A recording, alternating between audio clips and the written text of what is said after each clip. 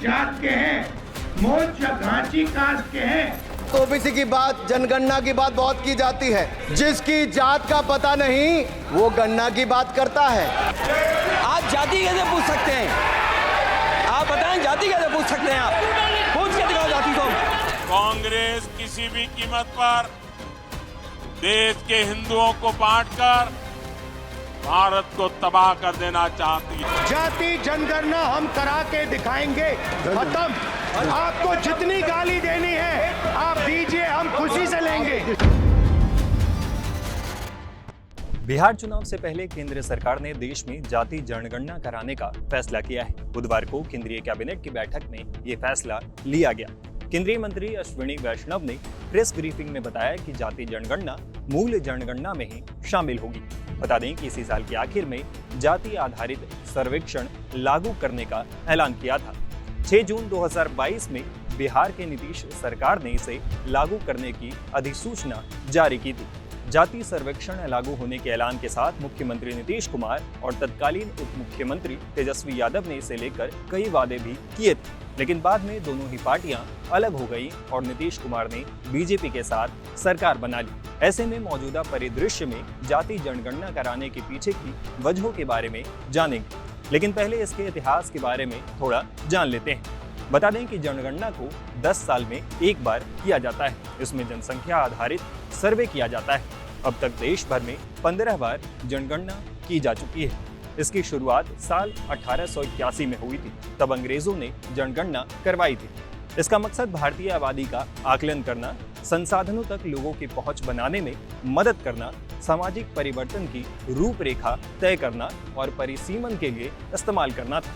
लेकिन साल 1931 में इसमें एक बड़ा बदलाव किया गया। इस बार सामाजिक, आर्थिक और जाति जनगणना करवाई गई।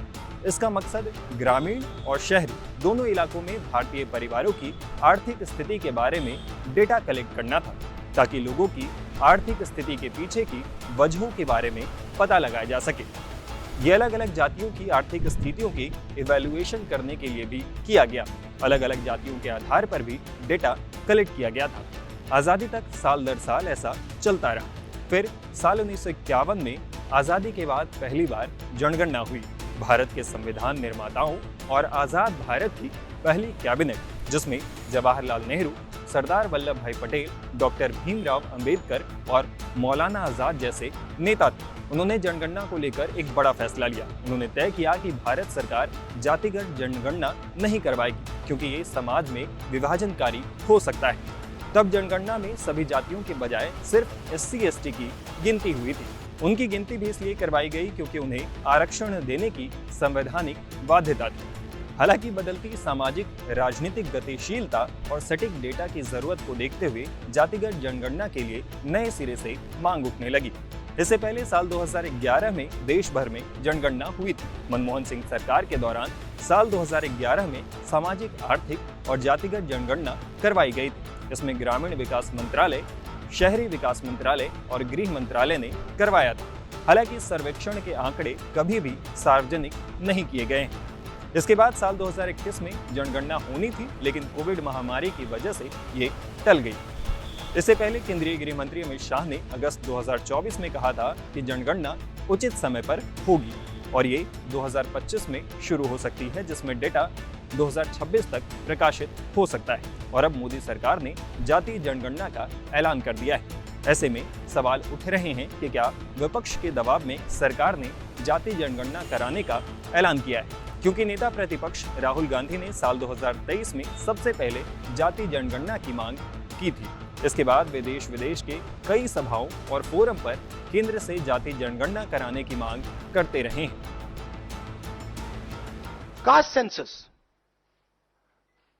से जो डेटा निकलेगा वो हिंदुस्तान की जनता को और पावर ट्रांसफर करने का तरीका है। मैं कह रहा हूं कि हिंदुस्तान के जो ओबीसीज हैं, दलित्स हैं, ट्राइबल्स हैं, बाकी लोग हैं, महिलाएं हैं, उनको हमने ट्रांसफर ऑफ पावर करना है। उनके लिए हमें पावर ट्रांसफर करना है, उनके हाथों में पावर डालनी है। फाउंडेशन वो है और कास्ट सेंसस की जरूरत है, क्योंकि उसको समझे बिना हम ये कर ही नहीं सकते। विपक्षी पार्टियों में कांग्रेस समेत BJD, SP, RJD, BSP, NCP, Sharad Pawar देश में जातिगत जनगणना की मांग कर रही है। वहीं टीएमसी का रुख अभी साफ नहीं है। दूसरी तरफ बीजेपी पहले तो जाति जनगणना के पक्ष में नहीं थी।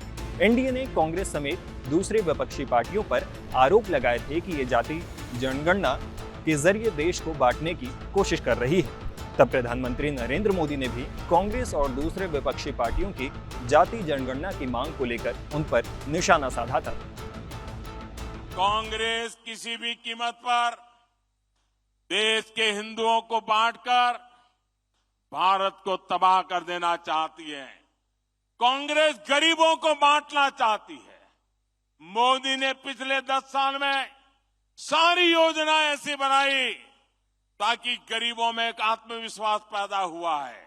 और मेरे लिए तो इस देश का गरीब यही सबसे बड़ी जाति है, यही सबसे बड़ी बिरादरी है।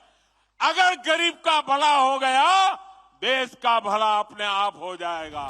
जाति जनगणना पर पीएम मोदी के इस रुख के बावजूद बिहार में भाजपा ने ही जातिगत जनगणना का सपोर्ट किया था। बिहार ने अक्टूबर 2023 में कास्ट सर्वे के आंकड़े जारी किए थे।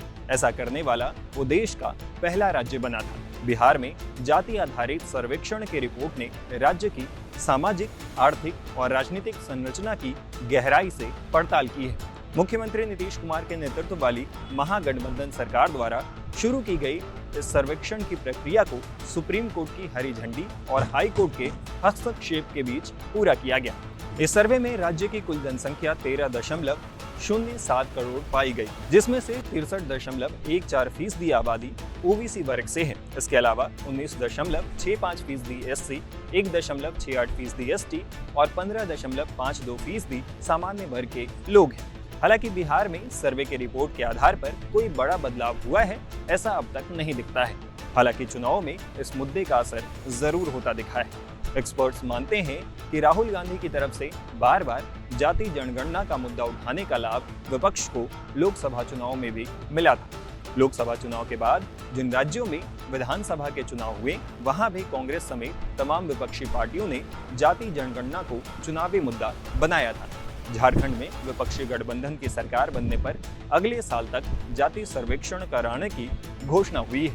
विपक्ष इस मुद्दे का लाभ आगे उठा न पाए, इसके लिए केंद्रीय मंत्रिपरिषद ने बुधवार को जाति जनगणना कराने के प्रस्ताव को मंजूरी दे दी। माना जा रहा है कि बिहार चुनाव में इसका असर जरूर होगा। इससे पहले राहुल गांधी ने बिहार में हुए जाति सर्वेक्षण को फर्जी करार दिया था। उन्होंने फिर से जाति जनगणना कराने की बात कही थी। हालांकि अब केंद्र ने इस पर फैसला ले लिया है, इसलिए विपक्ष को शायद ही अब इसका कोई लाभ मिले। विपक्ष अब सिर्फ इस बात को जरूर भुना सकता है कि उसके दबाव में ही पहले इनकार करने वाली केंद्र सरकार अब जाति जनगणना कराने पर राजी हो गई है। तो आइए आखिर में इस मामले पर अलग अलग राजनीतिक दलों का रिएक्शन भी आपको दिखाते हैं। Caste census we have been fighting now for some time. Government has opposed. For some reason, we don't understand what that reason is. They have suddenly decided to do it. We welcome that. We are happy that they have done the caste census. Telangana is a model state for the caste census. There are two caste censuses in front of us. One is Telangana, the other is Bihar. They are completely different caste censuses.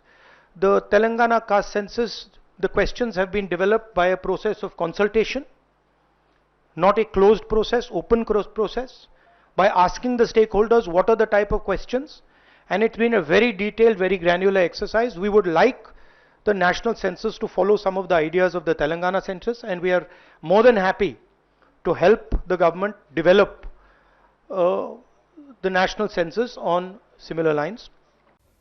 हमें खुशी है इस बात की कि सामाजिक न्याय के राज की स्थापना के लिए एक कदम तो बढ़े हैं सब लोग। सामाजिक न्याय के राज की स्थापना हो, उसके लिए जाति जनगणना का फैसला 90% पीडीए की एकजुटता की 100% जीत है। हम सबके सम्मिलित दबाव से भाजपा सरकार मजबूरन ये निर्णय लेने को बाध्य हुई है। सामाजिक न्याय की लड़ाई में ये पीडीए की जीत का एक अति महत्वपूर्ण चरण है। ये शुरुआत है जहां से सामाजिक न्याय के राज की स्थापना और पीडीए की लड़ाई के लिए अति महत्वपूर्ण ये चरण शुरू हुआ है। भाजपा सरकार को ये चेतावनी है कि अपनी चुनावी धांधली को जाति जनगणना से दूर रखें। ये लालू जी की सोच थी कि भाई 30 साल पहले जो लड़ाई लड़ी और उन्होंने जो है जब हमारी महागठबंधन की सरकार बनी तो यहाँ जाति आधारित गणना कराए और उस समय भी 15 में भी लालू जी ने बोला था कि जितने आरएसएस वाले हैं कान पकड़वा करके भी अगर करवाना पड़ेगा तो करवाएंगे। आज इतनी मजबूरी है, इन लोगों ने किया है, लेकिन विरोध इतने दिनों तक कौन कर रहा था? यानी सम्राट चौधरी का ये कहने का मतलब है कि हम ही लोग के एजेंडे पे वो काम कर रहे हैं। कांग्रेस ने हमेशा जातिगत गणना का, जनगणना का विरोध किया। मित्रों, आपको याद होगा 1980 के दशक में जब मंडल कमीशन आया तब इंदिरा जी ने विरोध किया था। बीपी मंडल की जातिगत जनगणना की मांग को तत्कालीन गृह मंत्री ज्ञानी जैल सिंह जी ने खारिज किया था। राहुल जी, मैं आपको याद दिलाना चाहता हूं, स्वर्गीय राजीव जी का रुख क्या था? तब जातिगत जनगणना क्यों नहीं की गई? इस वीडियो पे आप अपनी राय हमें कमेंट बॉक्स में लिखकर बता सकते हैं। इस तरह के और भी वीडियोस के लिए हमारे चैनल टाइम्स नाउ भारत को फॉलो करें। शुक्रिया।